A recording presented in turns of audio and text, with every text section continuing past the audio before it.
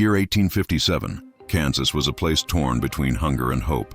The frontier stretched wide, a land promised to those willing to endure hardship, and yet behind that promise lurked desperation. Settlers traveled west in wagons, their lives tied to weather, harvest, and the thin line between survival and ruin. Food was not always certain, and when famine pressed close, people looked for anyone who could supply them with sustenance. That is how a butcher became more than just a tradesman, he became a lifeline. But what happens when that lifeline hides a darker truth? What if the meat placed neatly on wooden counters, wrapped in coarse brown paper, was not what it seemed? The man at the center of this story was known only by fragments of his name in scattered records, but locals referred to him as the butcher. He worked from a modest stall on the edge of a Kansas settlement, his knives sharpened, his hands steady, his apron always stained in ways no amount of scrubbing could erase. Customers trusted him because he seemed to offer what was rare: consistency. In a land where hunting could fail and crops wither, he always had cuts ready for sale. Steaks, sausages, salted slabs preserved in barrels. He was quiet, perhaps too quiet, but he gave no one reason to doubt him. At least not in the beginning. Whispers began in the most ordinary way. A woman noticed that the cut she purchased bore a strange texture, unlike any beef she had known. A farmer muttered that the flavor of the meat was oddly sweet. Others remarked on the absence of cattle near his property, wondering how he kept his stock so steady when others were struggling to feed their families. Suspicion lingered but never hardened into accusation until people began to disappear. Travelers passing through Kansas in 1857 sometimes vanished without trace. Drifters who came seeking work never arrived at their next destination. Families exhausted from weeks on the road would rest near the town, but only part of them were ever seen again. At first, no one thought to connect these vanishings with the quiet butcher, the man who kept his head down and spoke little. But the timing was uncanny. Each disappearance was followed by new offerings at his counter, and each time, he seemed well-stocked in ways no one else could explain. The horror of this story is not in a single revelation, but in the slow dawning dread. Imagine walking into that dim stall, the smell of salt and smoke hanging heavy in the air. Imagine the butcher's eyes lifting briefly, then dropping again, as he carved with a precision that felt almost ritualistic. The cuts were clean, the portions exact, as though he was not merely selling food but performing a practice honed beyond necessity. Customers would pay, perhaps uneasy, but hunger silenced questions. To question too loudly was to admit you might already know the answer, and knowing was worse than silence. When the truth began to take shape, it was not through confession, but through fragments. A traveler's boot found half-buried near his property, scraps of cloth burned hastily in his fire pit, bones that looked wrong in both size and shape. The local sheriff, pressured by whispers that grew too loud to ignore, began to investigate. He questioned the butcher, but the man was calm, his answers measured, his gaze unreadable. He denied everything, claiming the strange remains belonged to hogs, to cattle, to animals brought in from neighboring farms. But deep in the sheriff's gut, unease settled like a stone, and so the town hovered between fear and denial. Some kept buying, pretending not to notice. Others stopped visiting his stall entirely, though they dared not speak of why. Families locked their doors earlier at night. Children were warned not to wander near the butcher's shop. Yet the man remained there each day, slicing and preparing, as if nothing in the world was amiss. His presence became a silent terror. He was not chased out, not arrested, not convicted, just endured, like a sickness no one wanted to name. The story of the Kansas butcher is not written in neat trial records or dramatic newspaper headlines. Instead, it lingers in fragments of oral history, in the unsettled memory of a community that could not decide whether they had truly uncovered his secret or whether they had lived alongside something too monstrous to admit. What remains most chilling is the thought that hunger had allowed it all to continue. In times of famine, morality bends. People look away if their plates are full. To this day, the butcher of Kansas stands as a shadowy figure, neither fully real nor fully myth. His deeds whispered like a half-forgotten nightmare.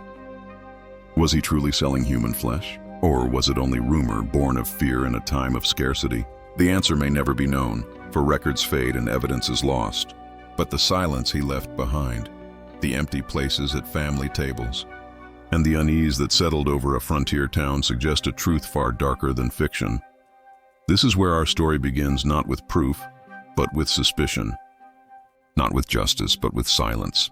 A butcher who may have fed a community while consuming it. A man whose knives cut deeper than flesh, carving fear into the history of Kansas itself. To understand the shadow that fell across Kansas in 1857, we must first step into the turbulent landscape of mid-19th century America. The frontier was not a single place, but an ever-shifting line, moving westward with each wagon train, each settlement, each claim of land carved out of prairies that seemed endless. Kansas in this decade was more than a territory. It was a crucible, a place where hunger, politics, and human ambition collided. At the heart of life in Kansas was uncertainty. This was the age before refrigeration, before supply lines could reliably stretch across the plains. Families traveling west lived on what they carried and what they could hunt. Salted pork, dried beans, cornbread, and hardtack became the staples of life, monotonous but vital. Fresh meat was rare, a luxury that depended on hunting success or the presence of a local butcher. But Kansas was not a land overflowing with cattle in the 1850s. Farmers struggled to raise herds in a region where weather was unforgiving, and native resistance to westward expansion remained fierce. This scarcity made butchers essential figures in town life. By 1857, Kansas was also drenched in blood for reasons beyond hunger. It was the height of what would later be called Bleeding Kansas, the violent conflict over whether the territory would enter the Union as a free or slave state. Bands of pro-slavery and anti-slavery militias roamed the countryside, raiding towns, burning farms, and murdering settlers who opposed their cause. Newspapers carried lurid headlines about massacres, ambushes, and lynchings. The air itself seemed charged with suspicion and fear. In such a climate, people disappeared regularly, and not all vanishings were recorded. Some were blamed on politics, some on native raids, some simply on the unforgiving wilderness. It was easy, almost too easy, for a killer to hide in plain sight. Culturally, frontier towns in Kansas were fragile communities. Churches, taverns, and trading posts were often the only public gathering spots. A butcher's stall or small shop would be one of the rare places where settlers met to exchange goods and news. Trust was currency. Neighbors depended on one another, even if uneasily. To accuse someone openly of wrongdoing was dangerous, for if you were wrong, you risked isolation, and isolation in Kansas could mean death.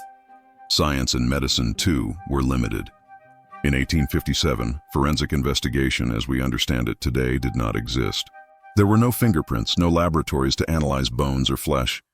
Coroners were often local men with little training, tasked with making quick judgments. Deaths were classified simply: accident, illness, violence. Bodies decomposed quickly in the heat of the plains, and burials were hasty. This meant that crimes could vanish into the soil almost as soon as they were committed. For a butcher skilled with knives and accustomed to carving flesh, the frontier was a perfect stage to conceal something terrible. Hunger gave this shadow its opportunity. Settlers crossing into Kansas often arrived weary and desperate, their supplies running thin. A butcher who offered affordable meat became more than a tradesman. He became the difference between survival and starvation. Customers would ask fewer questions if it meant they could feed their children. And in a society where so many strangers were passing through, drifters and migrants with no ties to the community, disappearances did not spark the alarm they might in more established places. A man missing on the trail could be dismissed as a victim of raiders, sickness, or the elements. Few would search long, and fewer still would suspect the quiet man sharpening knives in his stall. Beyond survival, there was a cultural fascination with fear itself. Tales of cannibalism and butchery were whispered across the frontier, inspired by real tragedies like the Donner Party of 1846, whose members resorted to desperate measures in the Sierra Nevada. These stories haunted the imagination of Americans in the 1850s. Parents used them as warnings to children. Behave or the wilderness will devour you. In Kansas, the line between folklore and reality blurred. The butcher who sold meat in 1857 did not exist in a vacuum. He existed in a cultural landscape already primed to believe in horror, already aware that desperate men could commit desperate acts. The economy of the time was another factor. Kansas was not a wealthy territory. Settlers scraped together coins and barter. A butcher's ability to produce a steady supply of meat raised eyebrows because it defied the economic reality of the frontier. Where others failed, he thrived. That contradiction gnawed at people's minds, but again, few spoke aloud. To speak was to accuse, and accusation could spark violence in a town already drowning in conflict. The role of the press must also be considered. In 1857, local newspapers existed, but they were deeply partisan, tied to the battle over slavery. Editors cared less about missing travelers than about political skirmishes and massacres between militias. This selective focus created shadows where other stories could hide. Even if whispers of strange practices by a butcher circulated, they might never make it into print.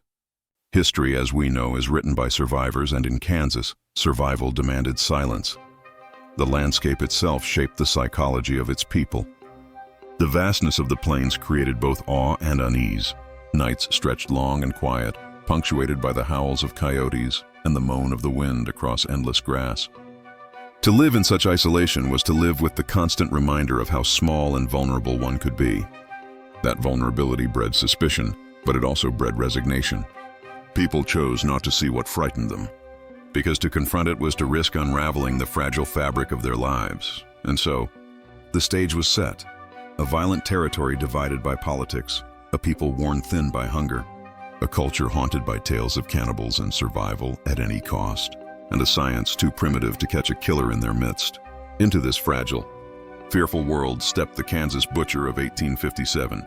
His knives flashed not only in the dim light of his stall, but in the imagination of those who dared to question what they were eating. The cultural silence, the lack of evidence, the distractions of war and politics all became his shield. What makes this history so chilling is not only the suspicion that he sold human flesh, but the plausibility of it. In an environment where cattle were scarce, where people vanished without record, and where the community's hunger outweighed its fear, such a crime could unfold in plain sight. And in that silence, Kansas became not just a battleground of politics, but a hunting ground where survival and horror entwined.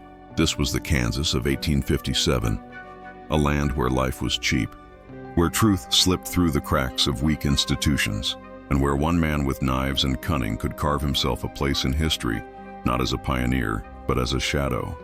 It began, as so many horrors do, with a single disappearance that did not matter enough at first.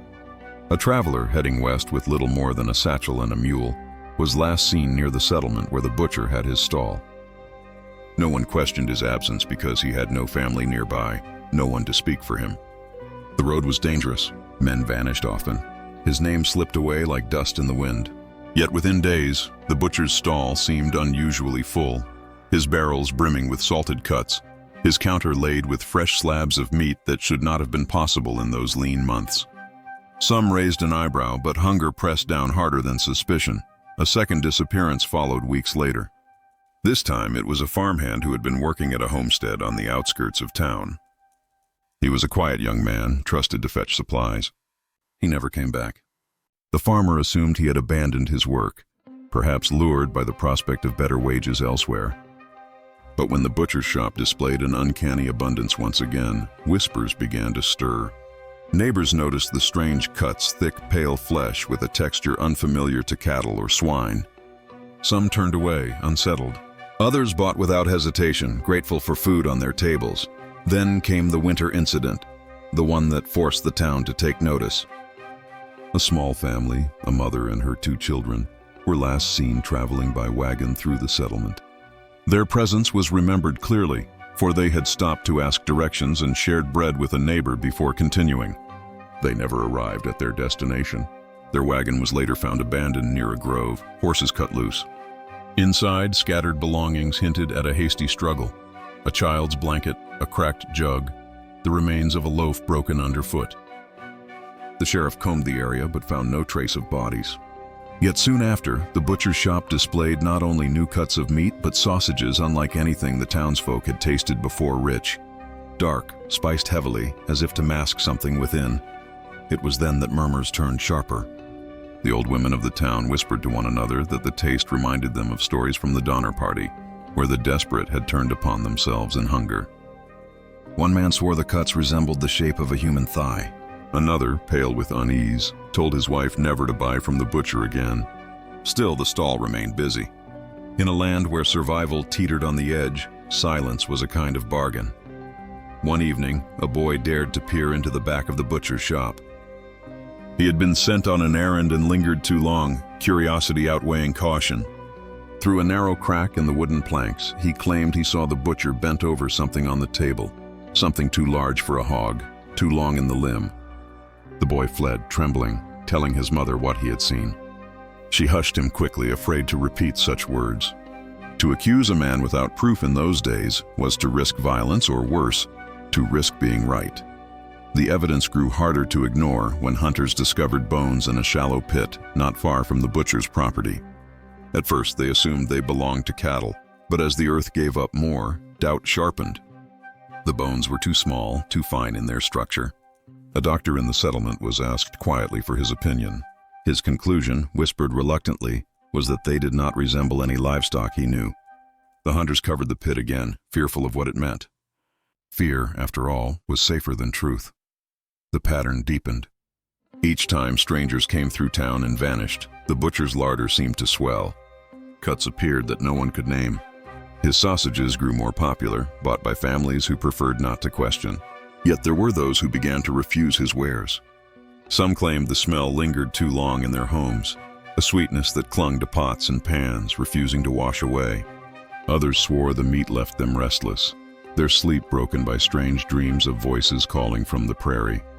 The sheriff, cornered by whispers, attempted a formal search. He entered the shop one cold morning, flanked by 2 uneasy deputies. The butcher was calm, offering them salted pork from his barrels, cuts that looked clean and ordinary. No bodies, no obvious evidence, nothing to tie him to the vanishings. The sheriff left unsatisfied but powerless. In those days, without confession or a corpse, the law could do little.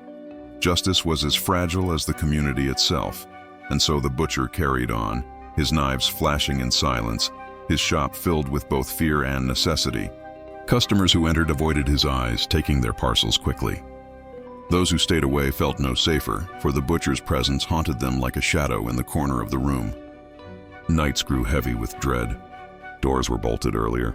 Families whispered prayers before meals, uncertain if what lay upon their plates was sustenance or sacrilege. The final incident that sealed his legend came in late autumn. A preacher traveling through Kansas stopped in the town, welcomed by the congregation. Days later, he was gone. No horse, no trace of where he had gone. Only his Bible found near the butcher's stall, its pages flecked with something dark. That Sunday, the butcher's counter offered a feast of cuts unseen for months. The congregation ate in uneasy silence, the preacher's absence hovering unspoken between them. By then, the town no longer needed proof. The fear had already written its own verdict. Families avoided the butcher, yet none dared drive him out. He remained there, day after day, carving quietly, as if nothing at all were wrong. His stall was eventually abandoned, but not destroyed. The knives were left hanging, rust blooming slowly along their edges. Travelers passing through the area would later claim to see a figure in the window at dusk, as though the butcher still lingered, waiting for the next hungry soul to wander too close. The insidiousness of his tale lies not only in what he may have done, but in what the town allowed. Hunger dulled suspicion. Fear silenced accusation. Survival became complicity. In this way, the Kansas butcher carved himself into history not through records or trials, but through whispers and unease, through bones buried shallow in the earth and meat consumed in silence. His story became a kind of folklore, retold not with certainty, but with dread, each retelling ensuring that the horror never entirely disappeared. At first, the townsfolk of Kansas clung to silence, as if refusing to speak the truth might protect them from it. But silence has its own weight, and soon the air of suspicion grew too heavy to ignore. Neighbors spoke in hushed tones at wells and churchyards, piecing together disappearances like fragments of a broken mirror. The butcher's name slipped into conversations with unease, never spoken too loudly, never in his presence. It was not a formal accusation, it was dread crystallizing into words. Families who had once purchased his cuts now turned their eyes away when passing his stall. Mothers held their children close, pulling them quickly down the street. Some households forbade his meat altogether, choosing instead to starve through lean weeks rather than risk the unthinkable. Yet others, poor and desperate, continued to buy. They told themselves the rumors were exaggerations, that hunger made men crueler with their stories than with their actions. Still, those same families whispered prayers before supper, asking forgiveness for whatever unknowable sin might be hidden in their meals. The local doctor found himself at the center of the storm, quietly summoned to examine bones discovered by hunters. He was the first to speak aloud what others only feared. He did not say human in the open air. Instead, he muttered words like anatomical anomalies and unnatural resemblance. But his private notes, later uncovered, revealed the truth of his suspicion. He wrote of femurs too slim to be bovine, of vertebrae shaped not like swine, but like men. Still, he dared not testify publicly. In a community where law was fragile and retaliation swift, to accuse the butcher without proof would place his own family in danger. The pastor of the settlement faced his own burden. Each Sunday he looked into the eyes of his congregation, many of whom had fed their families with the butcher's goods. He saw guilt etched into their faces, shame woven into their prayers. He spoke of sin, of the corruption of flesh, of the dangers of temptation. His sermons grew darker, more desperate, as if he hoped to purge the town of complicity through words alone. But his words fell heavy, for the people feared that in condemning the butcher, they might also condemn themselves.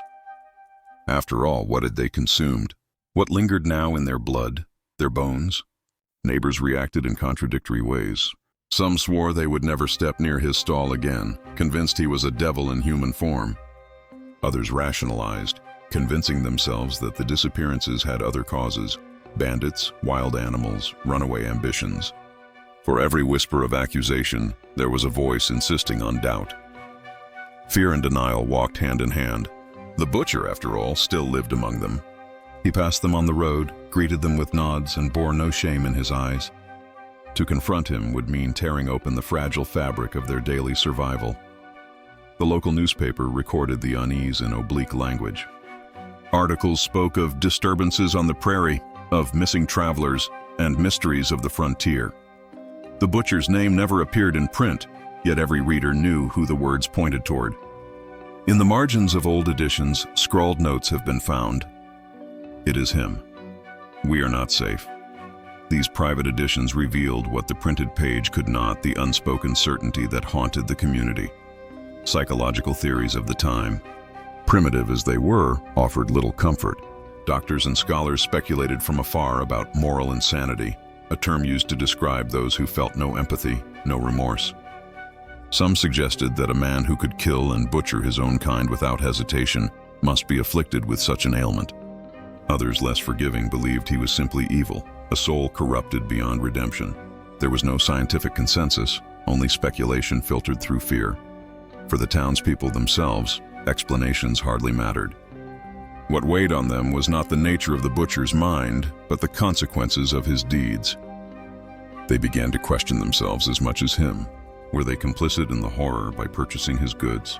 Did survival excuse silence? Could a community hold on to its morality when confronted with such a violation of trust? These questions lingered like ghosts in their homes, pressing down upon every meal, every prayer, every night's restless sleep. Some families fled the town entirely, unwilling to live under the shadow of suspicion. Their departure was never explained directly. Wagons simply rolled out one morning and did not return. Those who stayed felt abandoned, left to face the butcher alone. The settlement fractured into camps, those who avoided him at all costs, and those who continued to buy, clinging to denial or necessity. This division deepened the unease, as neighbors no longer trusted one another. Yet the butcher endured. He never lashed out, never defended himself, never acknowledged the whispers. His calmness unsettled people more than anger would have. Some said his silence was proof of guilt, while others saw in it the innocence of a man wrongly accused. The ambiguity became its own form of terror. In the absence of confession or discovery, the community lived in a state of perpetual uncertainty. Years later, when the story had already begun to slip into folklore, descendants of the settlement described the fear as a sickness that poisoned the town. Children grew up with nightmares of being taken, neighbors looked at each other with suspicion, and meals became rituals of doubt. The butcher's stall became a symbol not only of hunger satisfied, but of morality consumed, of trust eroded by the price of survival. What made the reaction so haunting was not the certainty of his crimes, but the way the town could never escape them.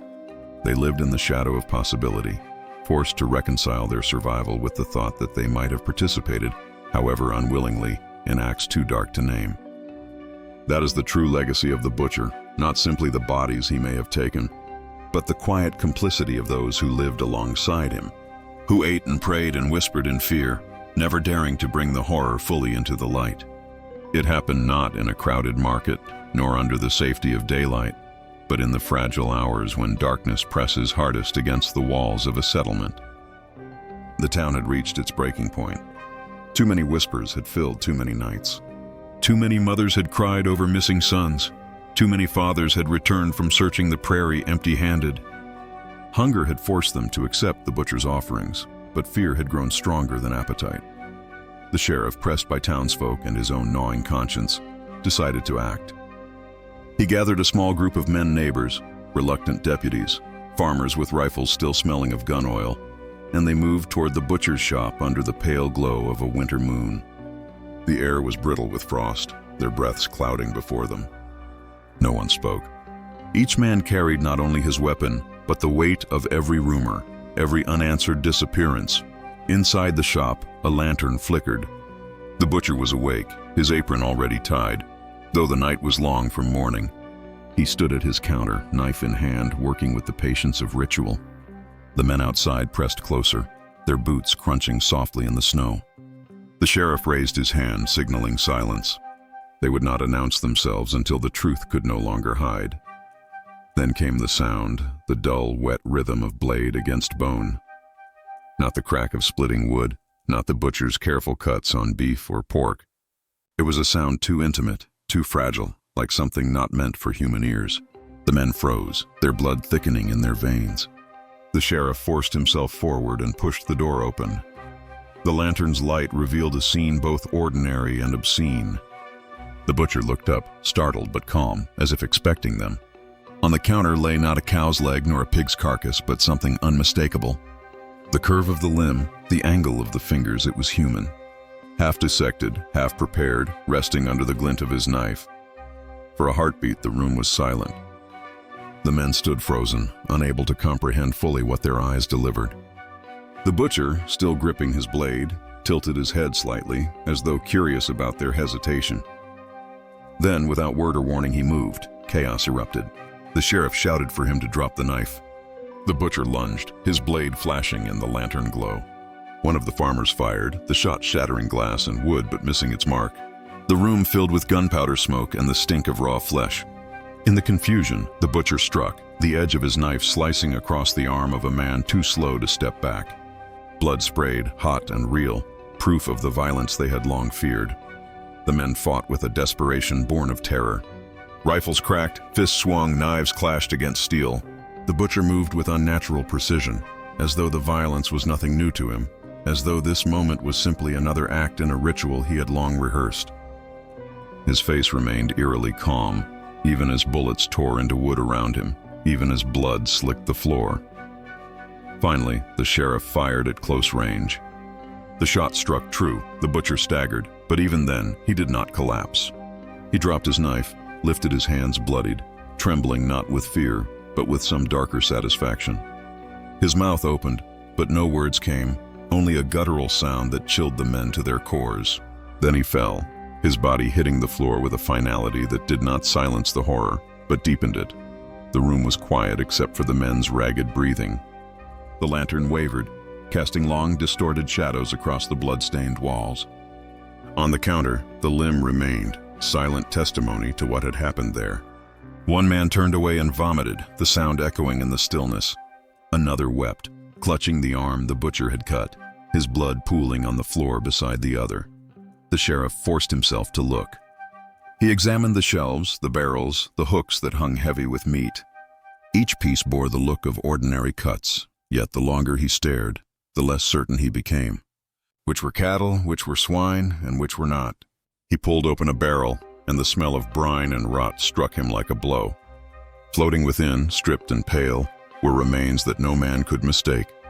The room swayed, his vision narrowing, and he staggered back, gasping. The men began to search, though part of them begged to leave the place untouched, to burn it and never look again. They found more bones stacked in crates, scraps of clothing hidden beneath floorboards, tools sharpened not for livestock, but for flesh.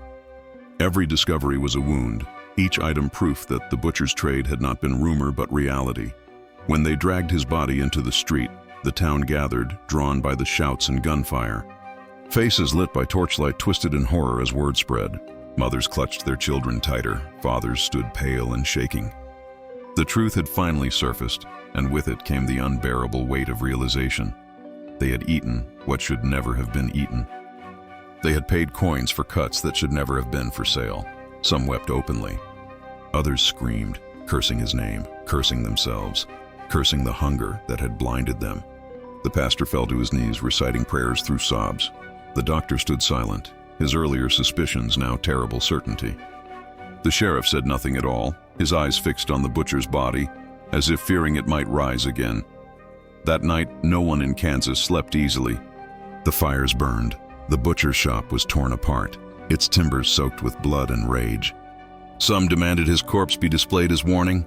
Others begged for a burial far from consecrated ground. In the end, he was cast into an unmarked grave beyond the edge of the settlement.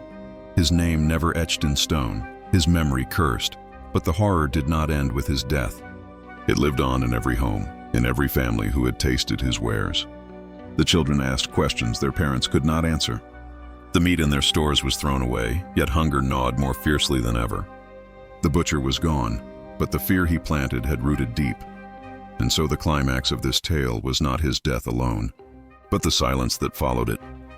The silence of a town too frightened to speak of what it had consumed, too ashamed to tell the world what had been done in Kansas soil. That silence would linger, a wound no bullet could close, a truth too dark for daylight.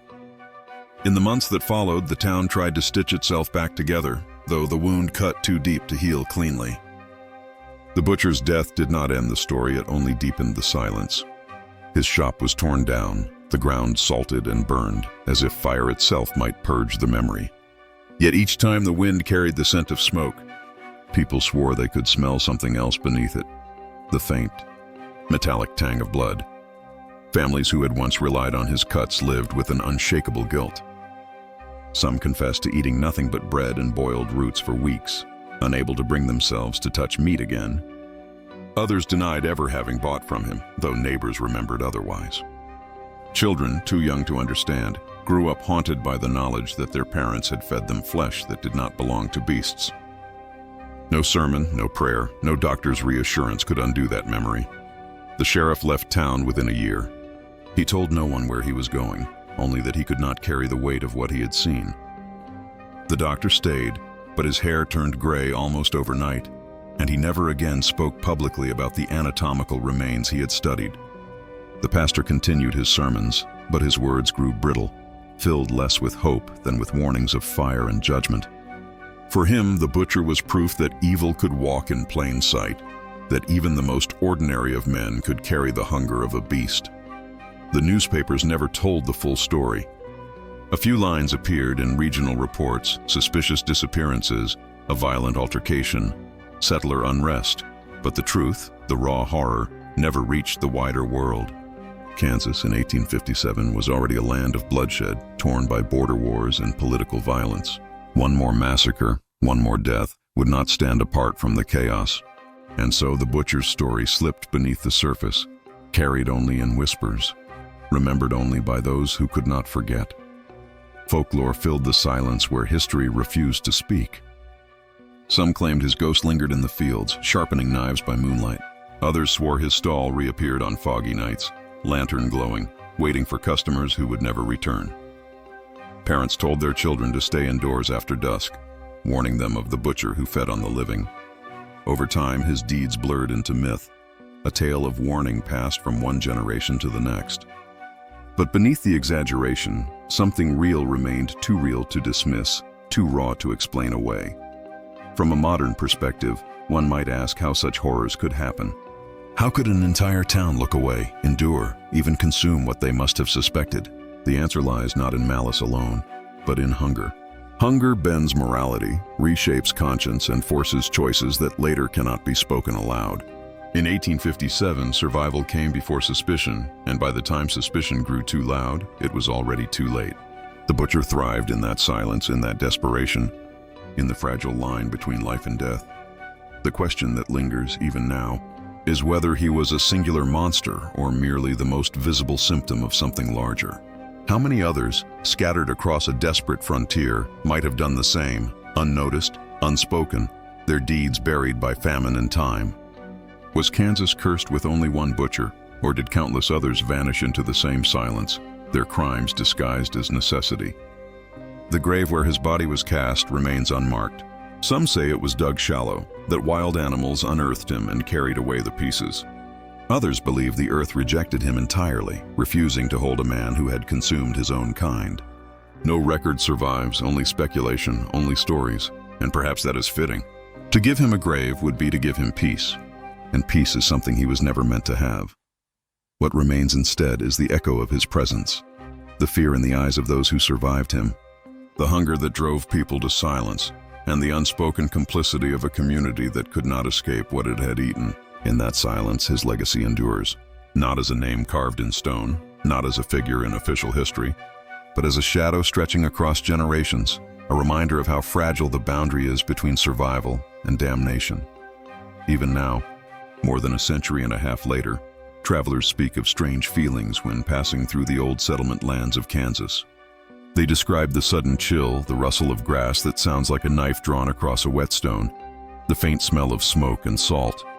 Perhaps it is only imagination, or perhaps it is the butcher, still waiting, still feeding, still sharpening his blade beneath a moon that remembers what men would rather forget. And so the story ends, not with justice, nor with truth fully revealed, but with silence. The silence of hunger, of fear, of history too dark to record. The butcher who sold human meat remains a shadowed figure, a reminder that sometimes the most terrifying monsters are not found in distant legends or wild folklore, but in the man behind the counter, waiting with a knife, offering a bargain too terrible to refuse.